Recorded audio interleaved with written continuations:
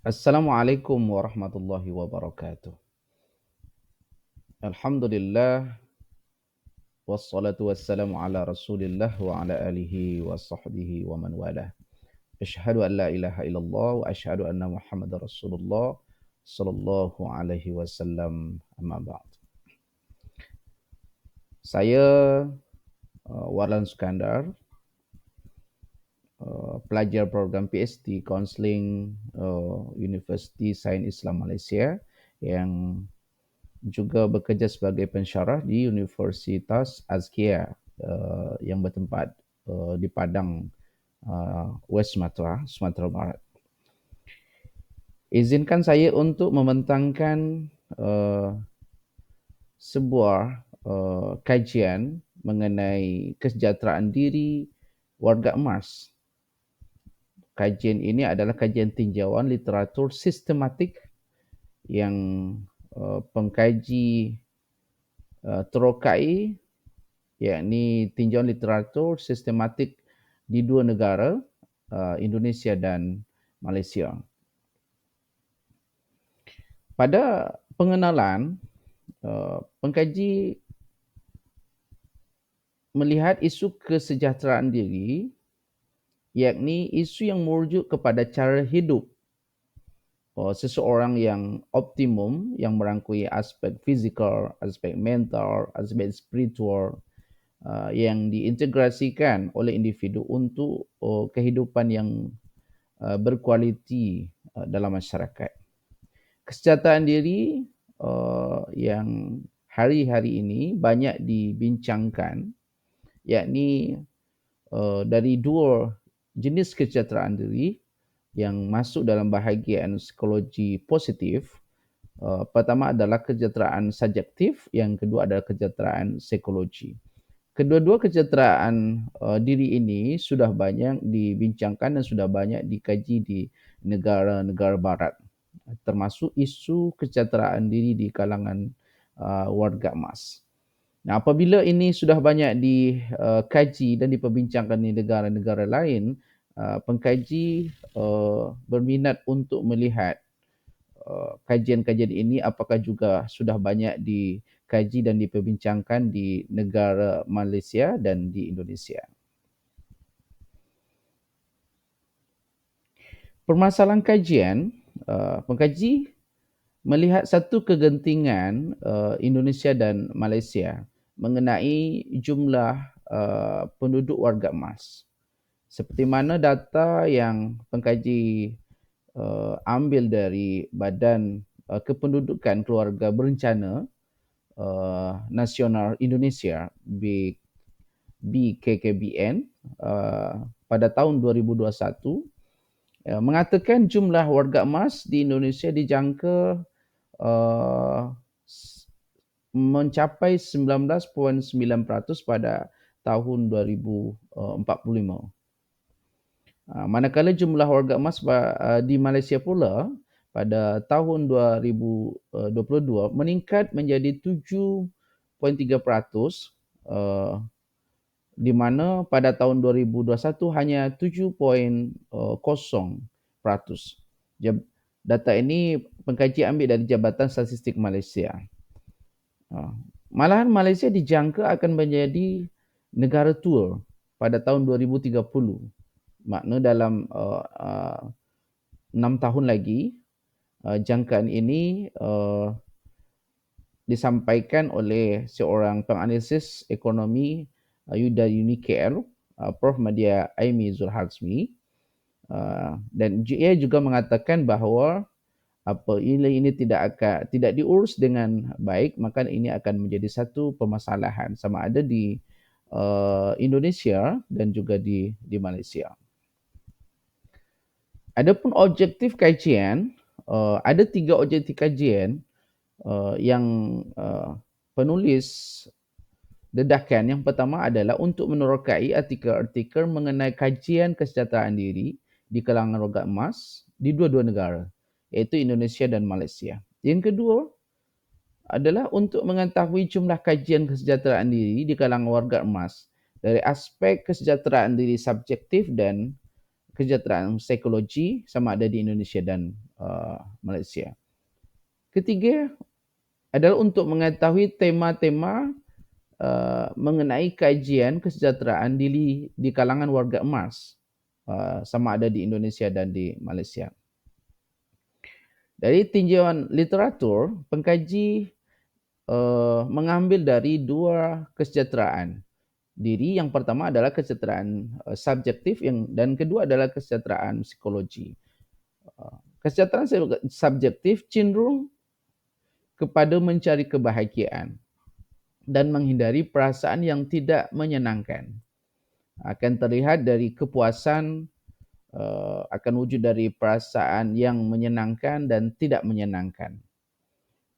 Manakala kesejahteraan psikologi pula adalah kondisi seseorang ketika ia mampu mengoptimalkan potensi dirinya menuju kamil.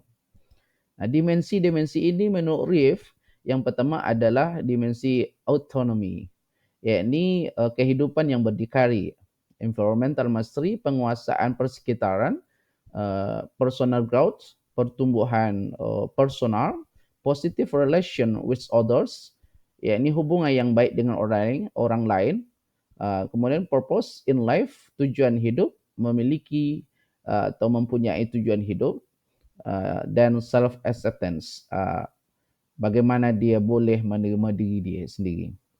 Kajian-kajian lepas yang hampir sama dengan kajian yang pengkaji jalankan, pengkaji menemukan ada dua. Yang pertama adalah peran sokongan sosial terhadap kesejahteraan psikologis pada lansia. Lansia yang dimaksud ini dalam bahasa Indonesia, lansia itu adalah warga emas. Lansia itu adalah lanjut usia.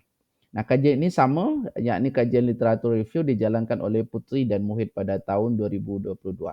Yang kedua adalah tinjauan sistematik juga, yakni pengaruh kualitas hidup dan kesejahteraan psikologis terhadap successful aging, yang dijalankan oleh Sheila dan Gimi pada tahun 2020.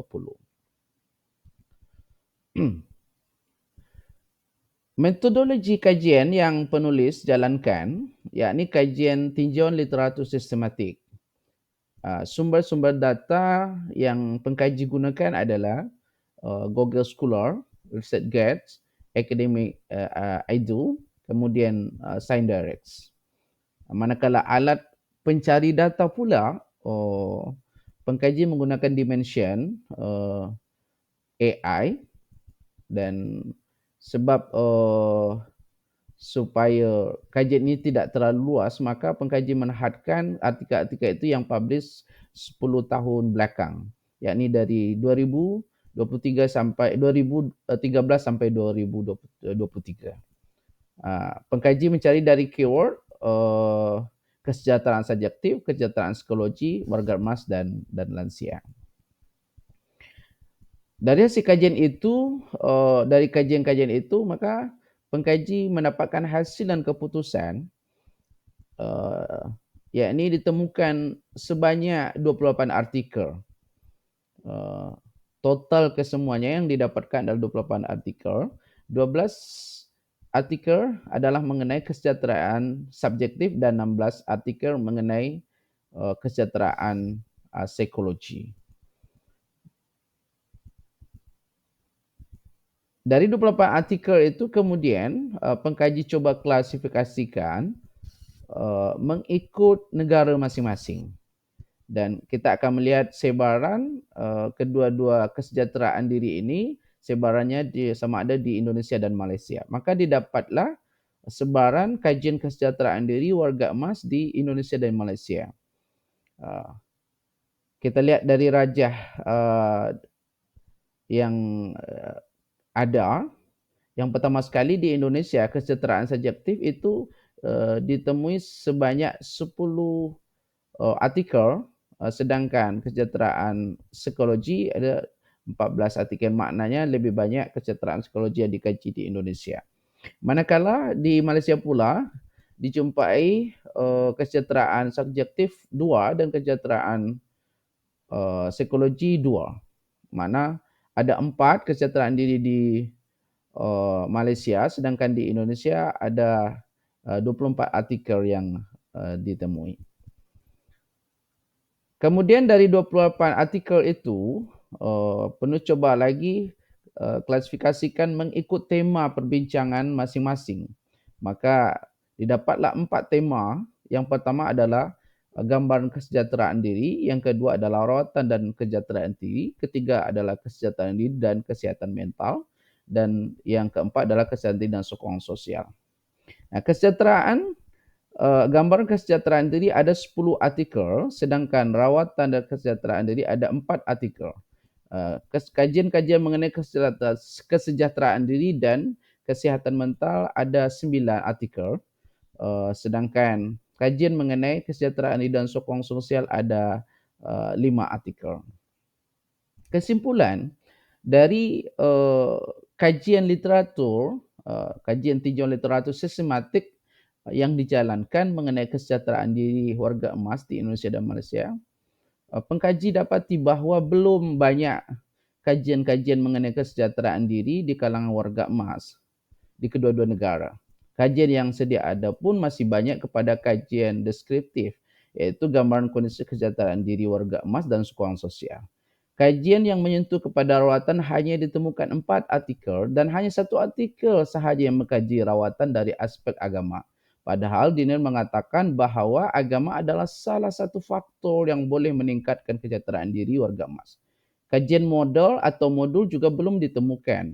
Padahal dengan masalah yang pelbagai di kalangan warga emas yang dihadapi oleh warga emas di hari tuanya, diperlukan model atau modul sebagai intervensi bagi penyelesaian masalah mereka, khasnya dalam kesejahteraan diri. Hal inilah yang akan menjadi fokus pengkaji ke hadapan, yakni membina satu modul perspektif agama untuk meningkatkan kesejahteraan diri warga emas.